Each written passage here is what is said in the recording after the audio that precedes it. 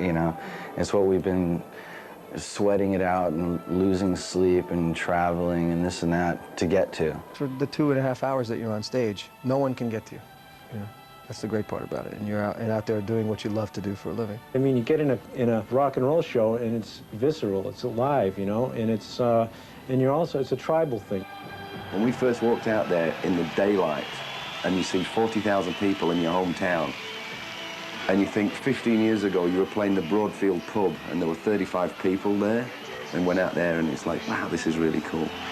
For a writer, you build your thing up around observing the world, and fame came as a bit of a shock to me. The world starts looking at you. Easy to get big-headed about it all. I'll be a rock and roll star as long as I don't become a celebrity. In some ways, I'm pretty hammy about the whole thing, and I hopefully have my tongue in my cheek in my worst moments. And, you know, and at the same time, I think there's a sort of, I can't deny there is definitely a sort of enlightening or transcendental experience that occurs between an audience and a performer. I was talking to a fan who said we were a band that gave out this energy and the audience was receiving it and then giving it back to us. And we were receiving it through our heads and channeling it through our guitars again, back out at them. It's like this circle of energy going.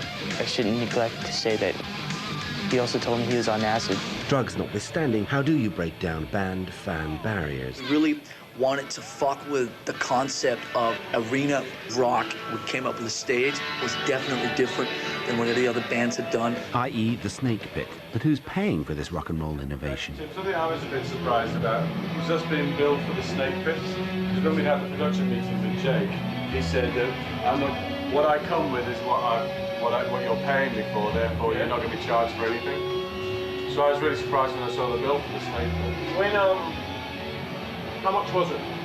£7,000. Relatively steep for the promoter on a tight margin for a few yards of scaffolding, but no doubt a priceless, in-your-face experience for the lucky few jammed in the Snake Pit. Yeah, make some noise, man! Die! Die! In the boy's own cathartic realms of metal, with genres ranging from heavy metal to thrash metal to death metal, there's much talk of death, but it's the last thing anybody wants, and help is on hand. Potential casualties are spat from the seething crowd like pips from a melon into another budget item. St. John's Ambulance 5,000. What did we... The bigger the band, the bigger the crowd, the bigger the potential bucks. In Moscow, Metallica played to a crowd of 500,000. The frustration for a successful band's fans is that popularity and proximity are inversely proportionate. The bigger the band, the bigger the venue, the smaller they appear on stage. How to relate to 50,000 people? One solution is to relate to a camera and let the video screen relate to the fans, resulting in the irony that even when you go to a live gig, you can watch it on TV. Tape the camera output and you have another source of income for the band, the live video. For those who couldn't make the gig and for those who went and want to relive the experience.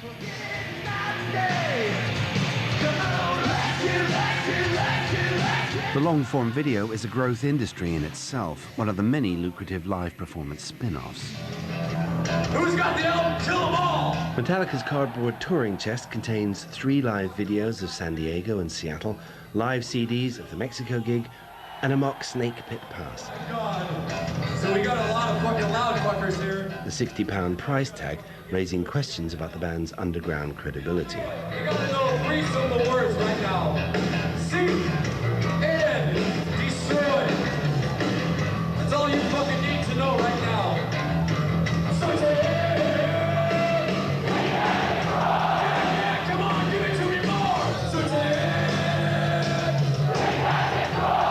Like every other stage we've done, every other show, we've built the entire stage on day of show, including the Snake Pit, and that was just the cost.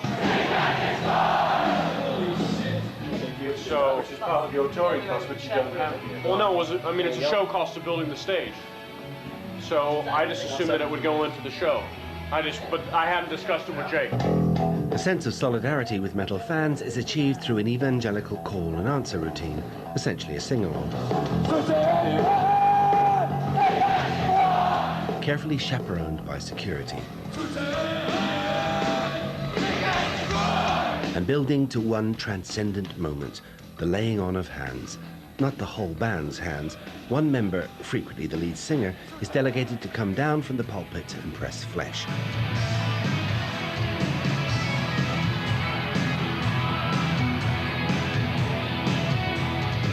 On a good day, maybe 1 in 10,000 of the faithful is touched.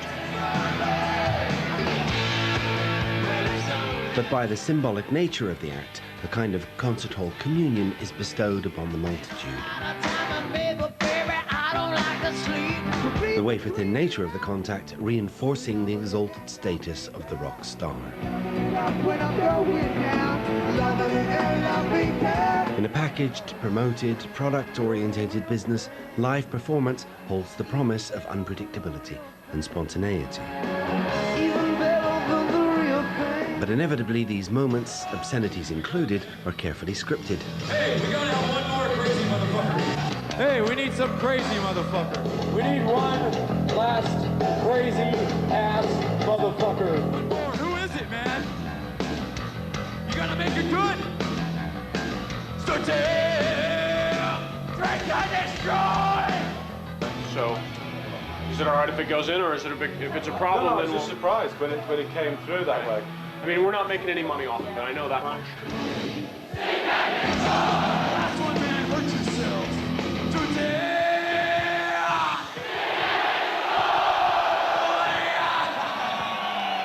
What may begin as a guitar riff late at night in some hotel room ends up as a note-perfect replica live on stage.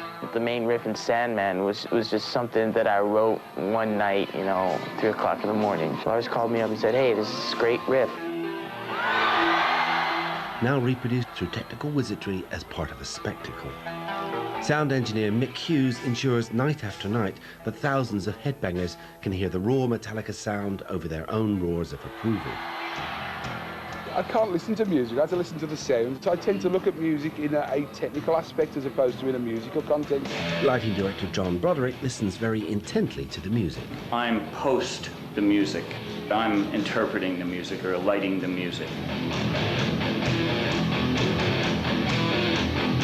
And the lights, like the music, are an assault on the senses. It has to be a big visual. It has to be scaled larger than life to the size of the throw if they're 1,000 feet away. You go less for the pretty, artistic shadow and light play as opposed to the big blast.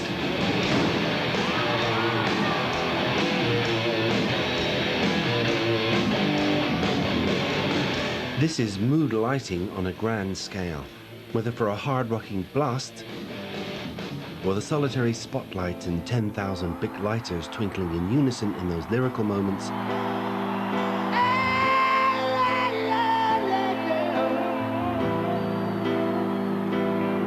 I kept the right ones out and let the wrong ones in. Had an angel of mercy to see me through all. Metallica is green. Green is a great color. And if you go out in the field in the summertime, you're going to see 50 different shades of green. There's a color called Metallica green. And John Broderick found the perfect opportunity to use it. You read the lyrics and you find out what the audience hears when they listen to an album. The album And Justice for All, the song One, a dark personal nightmare with anti-war political overtones. And every kid in the audience knows the lyrics to that song about the guy who steps on the landmine. Wakes up in the hospital, no arms, no legs, no sight, no hearing, can't talk. It's sparse. There's large black spaces between the pyro loads so that you don't know where the next incoming round is coming from, just like a battlefield. How much was police? The plate. I'm sorry, go.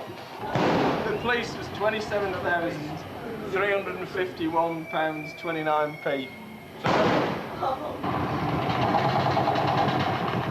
And And then the last big explosion is him stepping on the landmine, and then the singer appears in a backlight in all the smoke that's just gone off. And that's the start of it. It's a real dark, somber, low light, high contrast song.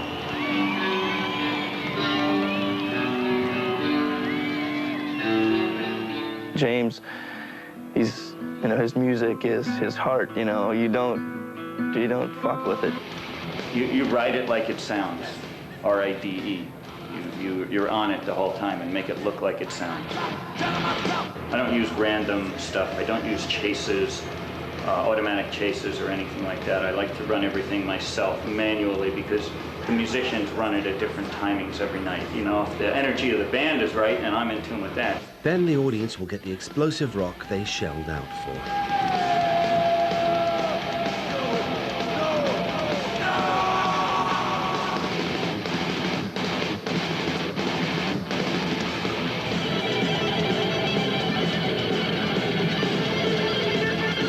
700 feet away, and the kids are getting a good show, and it looks good to them, and sounds good, then we've achieved our purpose. The kids light up happy, shouting, cheering, you know. If you've been just a little part and parcel of putting that thing together for it, that rush comes to you at the end of the show, you know. It's over! For today, for Milton Keynes, for this year, Metallica have achieved their ambitions to be the biggest, loudest, longest touring heavy metal band in the world.